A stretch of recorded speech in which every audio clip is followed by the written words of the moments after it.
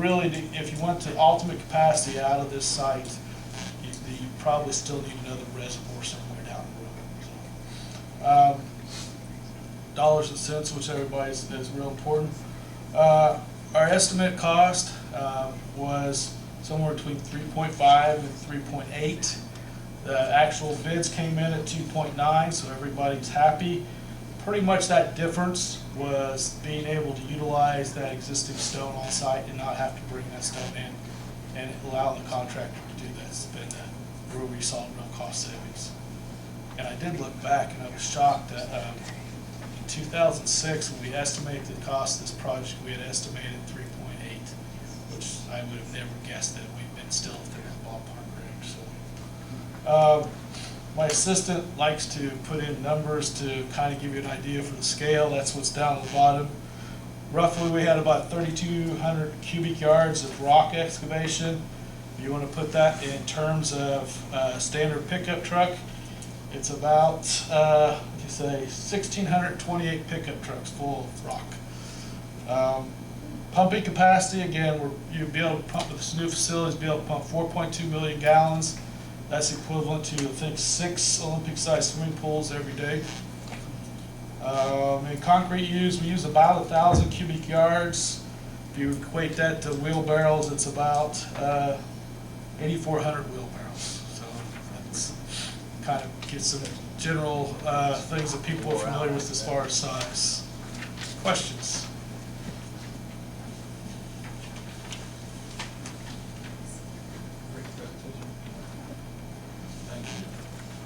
I saw this at the water meeting, and I thought it was very important that you guys see it too and understand what's going on. Kind of blew my mind away about the size of that. But it's a lot of work being going on. Thank you. Yeah, I think as far right now, as far as the 2.9, they are, Donna maybe help me, but they're a little over halfway, I believe, with the cost so far. So. Thanks. Okay. Next on the agenda is Engineer Ron May. Good evening. In November of 2015, the then current Common Council of the City of Greensburg adopted ordinance number 2015-12, which amended our subdivision control ordinance, and effectively what it did was created an administrative subdivision whereby somebody could put multiple lots together into one by simply coming to my office, the planning director, and having it signed off on. At the end of the year, those ordinances were provided to, that ordinance and other ordinances were provided to American Legal Group, who is the keeper of our code of ordinances, and I believe they also update our website as to ordinances. And they, in preparing to do those updates, noted that the heading of Ordinance 2015-12 referred to amending Ordinance 2002-05, which was intended to be the subdivision control ordinance. In fact, the subdivision control ordinance was adopted in Ordinance 2002-04, and I don't even know at the moment what 2002-05 refers to, but it wasn't the correct ordinance. So you have before you this evening Resolution 2016-1. After we discovered this situation, Chris and I discovered it, and it was his recommendation that this is in essence a clerical error, that the wrong number, typo if you will, was put on the ordinance, and that by resolution you can correct the clerical error and resolve the issue. So before you is Resolution 2016-1, which kind of explains the background of what transpired and says that the council intended for this to have been 2002-04, and by virtue of the resolution you are correcting the clerical error. Okay. I'll hear a motion. I'll make the motion. We pass resolution 2016-1. Second. All in favor, say aye. Aye. All opposed? Thank you. Ron? Thank you. Thank you. Superintendent, Jeff Smith, sewer plant.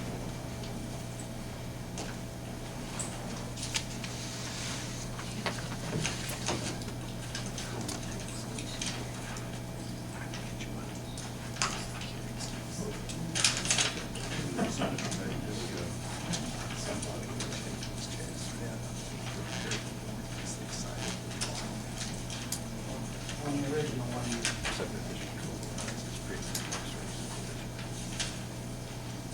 on the original ordinance that you received, there was copper had not been added to that, so I added copper to it.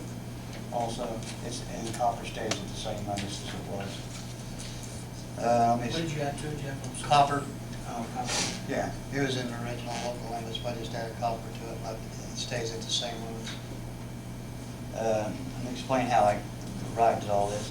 During the spring and summer of 2013, we conducted a local limits evaluation study, which means that I go out, we sample industries, residential, commercial, different places through town. You'll have just strictly residential, you'll have strictly commercial, and then also industrial.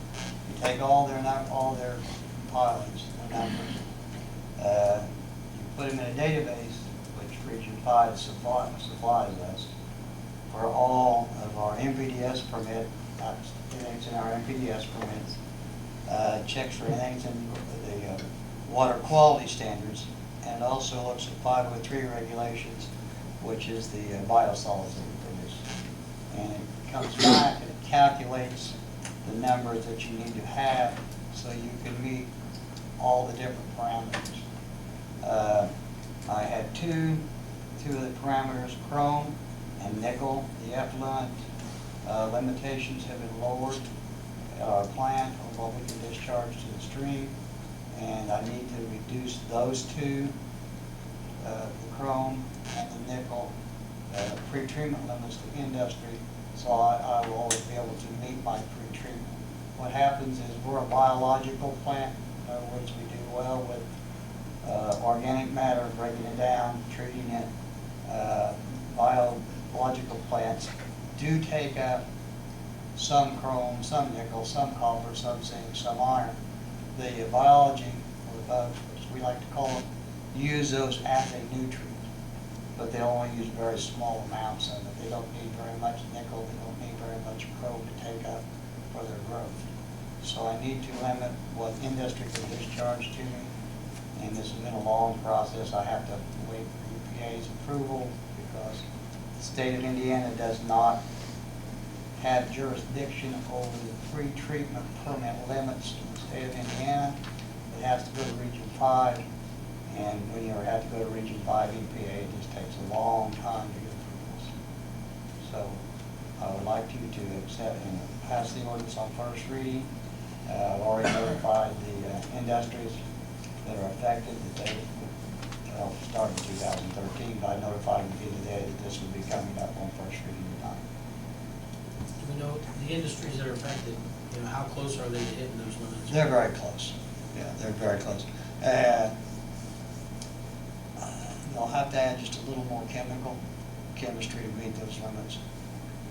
But the one that gives me the most problem right now is nickel.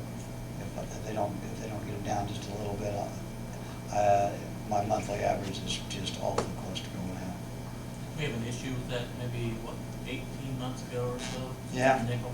Yes. Yes, and we had a great order with the state of Indiana, and this is how you have to fix it. Right. I have a question, Jim. Yes. The old ordinance had, gave me something I can't pronounce.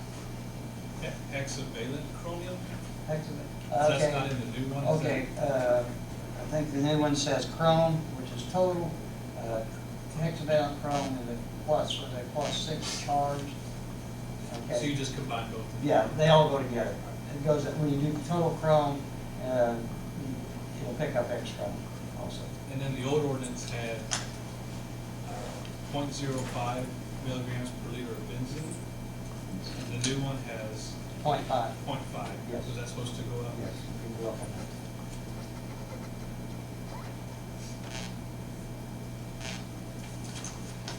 Okay. Do I hear a motion on the floor?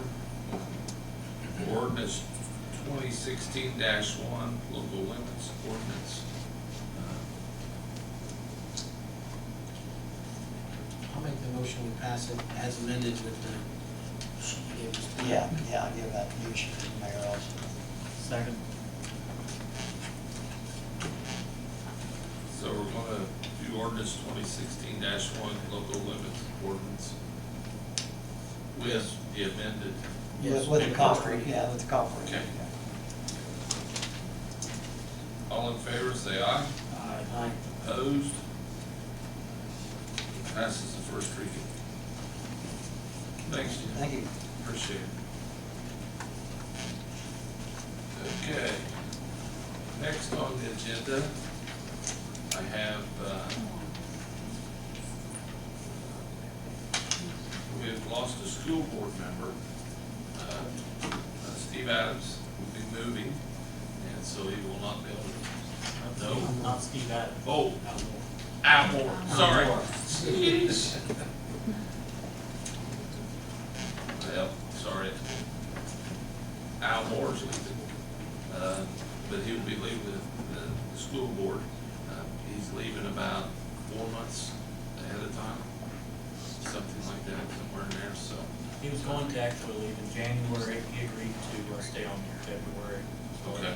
Mr. Hunter. That's right. Okay. And this is a council appointment, so. I know Darrell kind of sent out an email about Mark Walter. I don't know, I didn't really see any other comments, or I don't know if anybody else had any other ideas or suggestions. I don't know if you want to speak about Mark.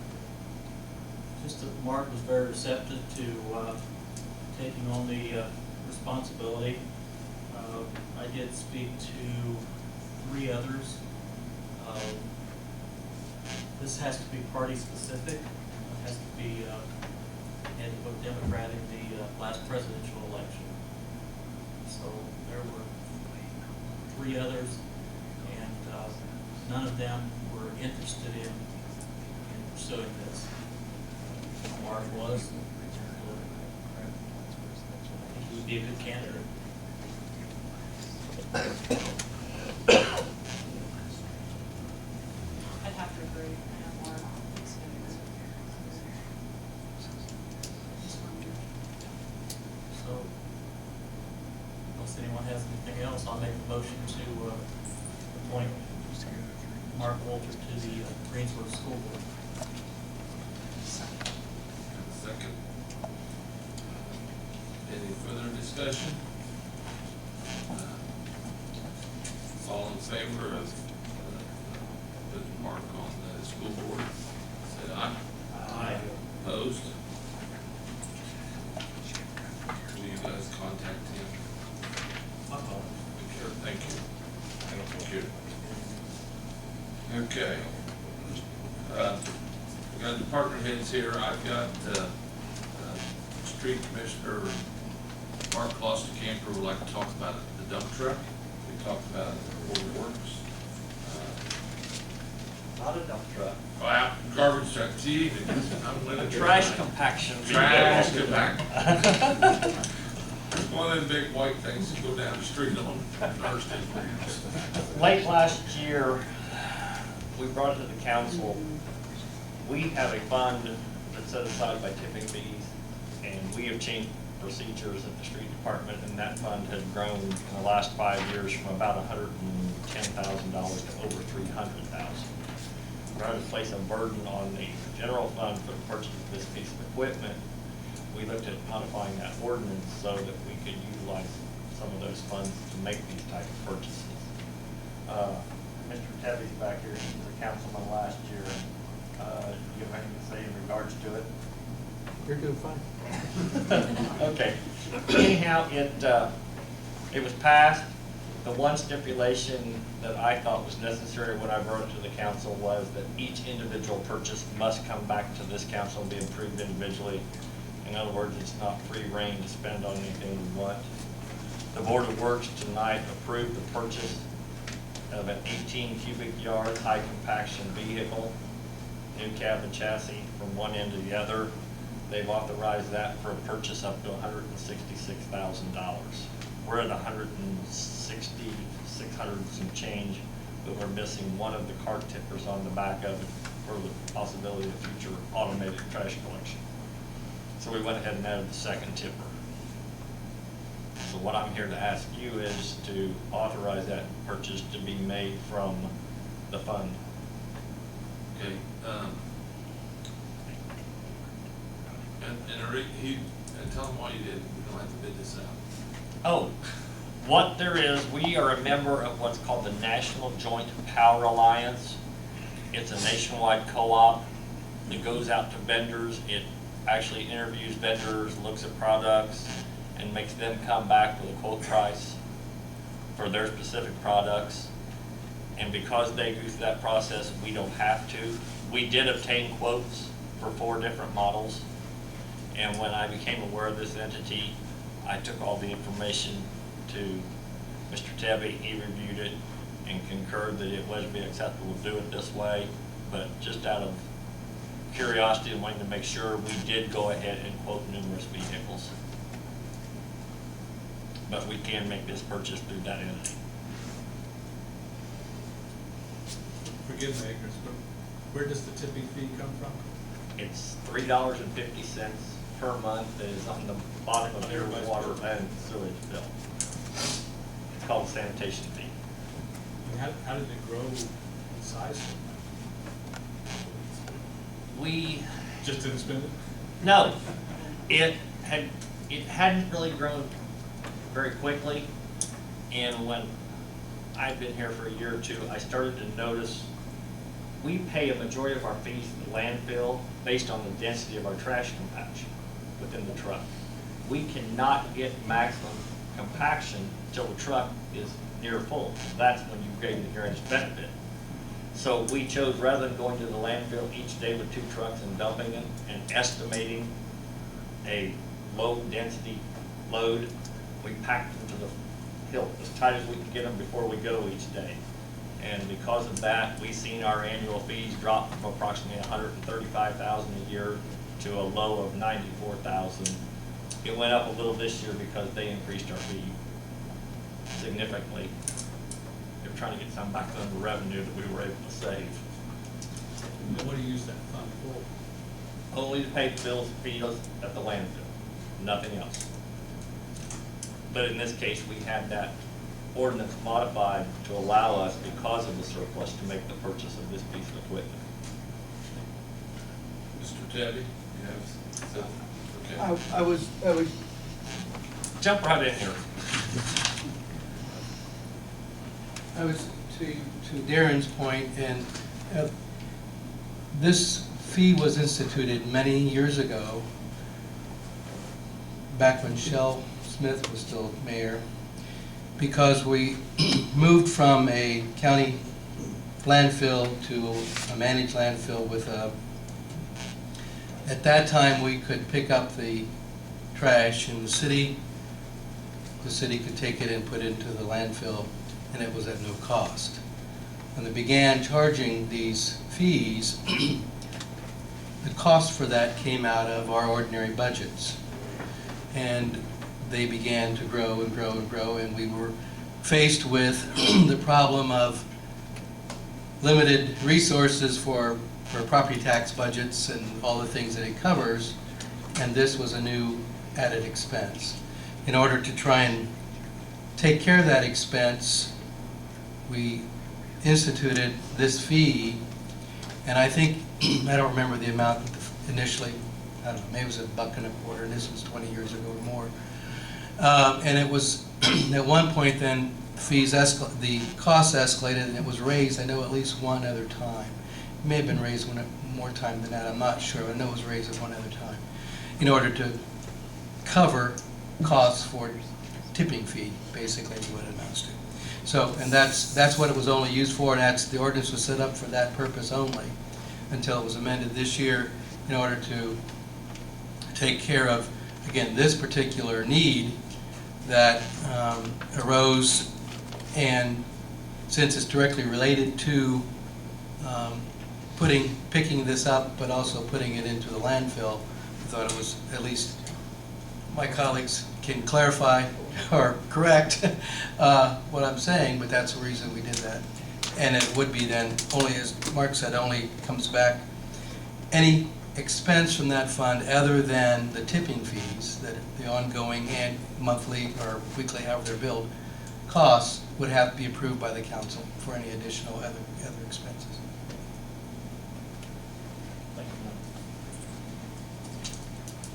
And we're adding another tipper on the truck. It had one with the capabilities of having two.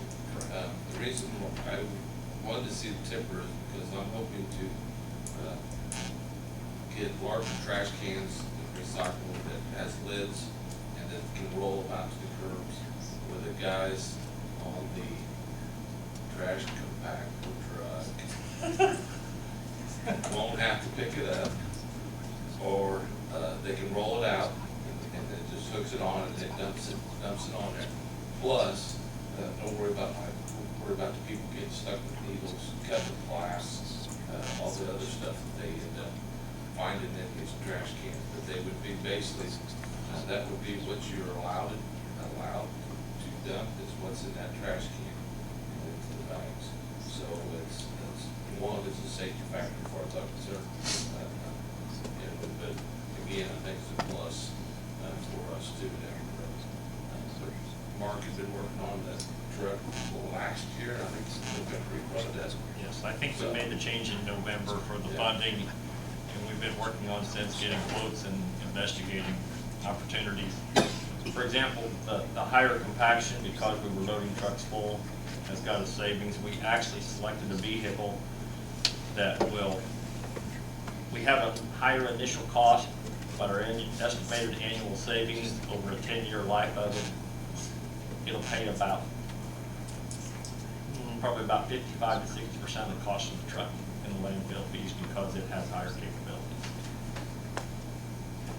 Are you hoping to see the containers within this year? I hope so. That's what my goal is, to work on and get it. I know we looked at those a few years back, I think, and the cost was pretty hefty. At that time, I believe, and I know we actually had it in the budget at one time, we put it in and started to investigate it because we were looking at an installment program for the truck with the fully automated arm, which was going to be difficult for us to use because you can't have any on-street parking. I believe the truck and 4,800 tippers was right at $500,000 or a little over. And I believe the tippers were probably 60% of that, so you're probably looking at something around $300,000, which you put one in front of every household. But with that said, I would still like to have it done and get it. I would like to have a smaller container from the solid waste district that would have a lid type container. I don't know if anybody's been on the west side the last few weeks with the wind blowing that we get in the spring, but our open boxes, or whatever you want to call them, that are provided for the residents that the solid waste district sees and collects, they're everywhere. Well, The containers are everywhere, the contents are everywhere. The other night when Darren and I was at the solid waste, I did bring it up to him and talk to him about, the possibility of them taking care of it and giving us larger recycling containers too. And you're right, there's no sense of, I went down Lincoln Street and I was really kind of upset because I saw all the trash all over the place. And it's not the people's fault, they're doing what they can. That wind came in and there she went, so. And if you think Lincoln Street is bad, go to the west subdivisions. Well, I'd The whole Lincoln Street container, every I know, time. but the whole container goes down the street. Not only the contents, but the containers themselves. Well, I moved to approve the purchase of the truck. Second. Okay. So we got a motion on the floor to purchase the new trash compactor truck. What's the total bill? 166. 6. is what we put a cap on it. That was included. We were at $160,662. And when I seen the final spec, I noticed that it did not have the second tipper. They actually had a representative here, much to my surprise this evening at the Board of Works meeting, and I think he estimated it in $3,000 to $3,500 because they already had planned on putting the hydraulic system in place for it. Leave it at the second tipper, you're gonna get 166. Right, and I thought put a little bit of cushion in there just in case we missed a thing here or a light here or something in that regard. So, on the motion, it's 166,000 trash come up. Not to exceed, Not to exceed, thanks. All in Yeah, favor? motion. Oh, we already have motions, right? Okay, we already got the first and third. We had a second. We already had a second, so, all in favor, say aye. Aye. Opposed? Thank you. Okay, thanks, Mark. Thank you. Also, in your package, you will find from the fire department, their yearly annual report, there. I didn't know if you had any questions for Steve or on that. He just kind of wanted to give you a heads up of what we do. He's got that fancy program that puts all the numbers out there, so it's nice. So then I also had Chief Bridges has a year-end report in there for you, plus January's report. He's elected, so if you got take a look at that.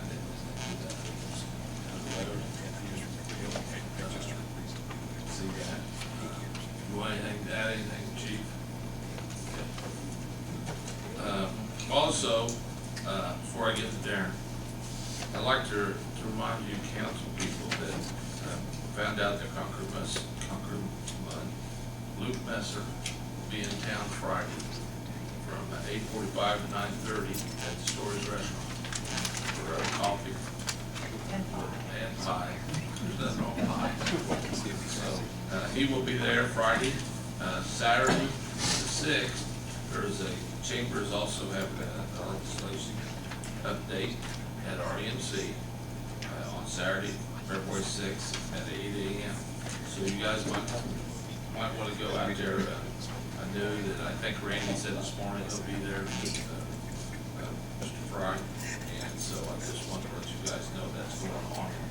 And if you could, I would appreciate you guys doing that. And if you have anything, please talk to us. And with that, I will head towards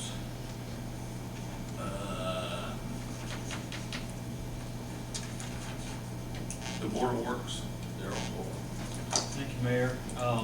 Board of Works tonight, Brian Winning, representing on Wings, on Eagles Wings 5K run. Gave permission for street closing on August 27th from 9 to 10 a.m. Charlotte Bailey was to come for Delta Theta Tau, but she was not present. Linville spoke to us about the street closing on May the 7th for the parade for youth baseball. We gave our approval pending the approval of the county because that's part of the county's responsibility. Darren came and gave the same presentation he gave just a few minutes ago. City Clerk Ashley Green had asked for permission to use some money to get a audit for the clerk's office. There's not been a full-blown audit since 2012, and BLGF cannot get in soon enough. So we are hiring that done from Susie Bass from HR Unlimited. She has 25 years of experience in the clerk's office, and she's from Greenwood. This money will come out of the professional service account. Chief Bridges came asking us to set a date to interview the potential new policeman. We'll be doing that on the 18th of the month. Our Foster Kemper, same thing, he just came to us about. Jeff Smith talked to us, the same thing we just heard from him. And then the mayor asked for permission to spend $6,500 on heating, cooling, repair here in the building, and then also the handbook, personnel policy handbook and job description. We gave permission to move forward on updating that to the tune of $8,000 to $10,000. Thank you. Okay. Anything else, council? I just have a quick question, Ron, I guess more for Ron. Do we have any update on the dam?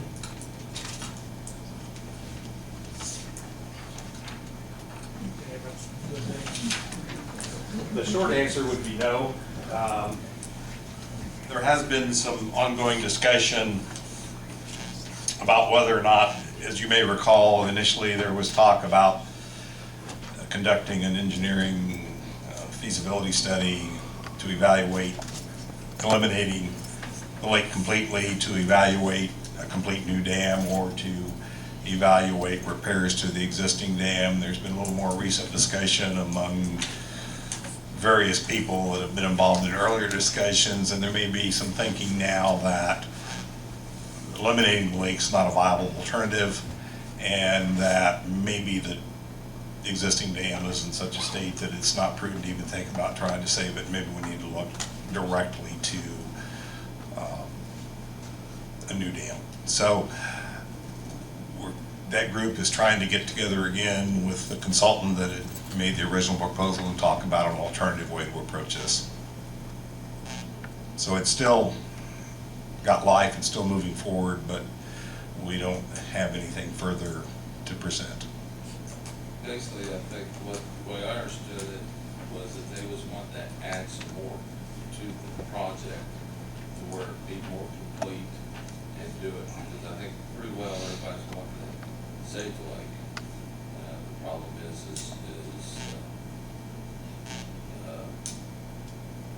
you know, how we go about it and do it. You know, we're trying to combine stuff all at once on the thing. I mean, I don't know that anybody wants to lose it, just at what cost are you gonna be able to keep it? And that was the concern. That's why we wanted to move forward with the study, I know. Right. My thought is that if we move forward with the new dam concept, that any agreement we might enter into, whoever we is, us, the county, the Parks Department, whomever, any agreement that we might enter into for someone to start working towards the design of a new dam, that we structure that agreement in such a way that there are waypoints where we see where we are and we start to gather some better cost estimates, and we'd have places to quit the process and get out of it. Some of the comments I received about the study was that if we really are seriously thinking about a new dam, that some of the cost of the study would be lost. All of it would not be lost, because some of that work would be there for whatever we decided to do. But if we're just thinking more along the lines of total replacement, then we can save a little bit of money by working towards that, but doing it in an organized fashion to where we have places to get out of the process and not be stuck to finish it.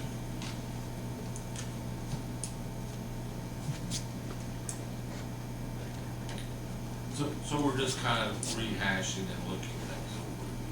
That's basically what we're doing. We're trying to get our best. To my knowledge, the county, as you all know, you agreed to fund up to half of the cost of that study. The county has made no commitment to this point.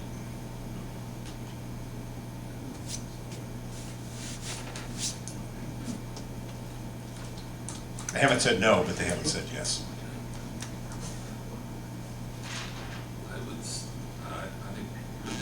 They're the ones, they was the ones that kind of was suggesting that we kind of get a second look on the contract. And so, and we won't be doing anything unless, you know, we know what's going on with that contract. I know when we talked about it, I thought had those three options was eliminating the dam, repairing the current dam, or the cost of a new dam. At least you had those three options, all that came out of that study. I think not doing all three kind of really limits you, because if you come back with a study and all you've got is what here's what it's gonna cost to replace it, well, where's your options? You've given yourself one option, and that's it. Well, I think that all the options there, I think you just wanna try to get more for the money, more thing, and maybe you do a study that's fits into that project, so we, you know, we're not paying the largest amount of money later. That's just the way I took it, from who I talked to. I think there's a feeling that the lake will never go away by others. And I hate to put words in somebody else's mouth, but I think there's a feeling that the existing dam is deteriorated to a point. This is a perception, not an investigation. Has deteriorated to a point where the probability of saving it through repairs and the return on investment, if you will, we certainly don't want to throw good money after bad. I mean, you can always prepare something or patch it and move it forward a little bit, but we don't want to make up a number, 3/4 of the price of a new dam to put us out 10 years and be back in the same place. So, that's my perception of the conversations I've had. Were they able to open the valves and lower the level? I do not know. I've had a couple of discussions with Bob Marker about that, and the pieces were being put in place for that to happen. I helped draft a letter to DNR telling them that was the plan of the park board. I think the park board met, and I don't know what the outcome of that was. I think Bob wanted their concurrence before that process happened. So that does need to be happening. DNR has been notified that the lake will be lowered. I mean, even if we're concerned about the valves, why can't we just pump it? Take some time to pump. It'll take a little lot longer, but we can still significantly reduce that pressure. My There's not that much water in there. My perception, it would take a lot of pumping, and there would be quite a cost to that pumping. If those valves can effectively be opened, there's not much cost to lowering it in that manner. But I don't know, Steve, we take a fire truck out there and pump on it for a couple of days. More water out there than what you think. Yeah, I had an experience years ago. It's a big area, flow but it's not in. very deep. Yeah, You've got a constant flow in, so Yeah. you have to open a valve. To let it all. You can pump it down, but it's gonna fill right back up unless you've got a way. You gotta continually pump it, you have to pump everything coming in on out, as well as more to get ahead of that. More, is that? Yeah. I wouldn't even want to begin to get a permit from DNR to pump. Yeah. Okay, Anything else on the dam? Just cut your arm off. we will let you know for, I know it's taking a little bit longer. Just concerned because we're eating a lot of liability.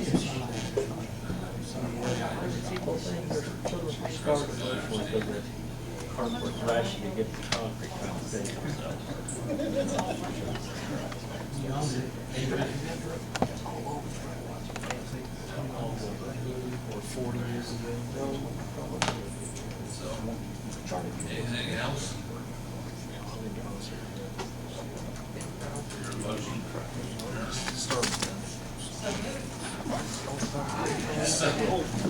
That might have what drew me here. Fair say aye. Our kids, took our kids out there.